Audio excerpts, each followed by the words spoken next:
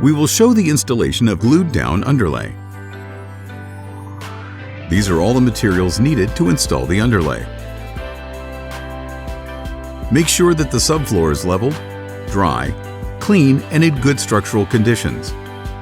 For this installation, open the packaging 48 hours in advance and leave for climatization. The humidity content of the substrate is critical. It must not exceed 2.5% moisture content. New concrete slabs must be left to cure for 120 days before installation.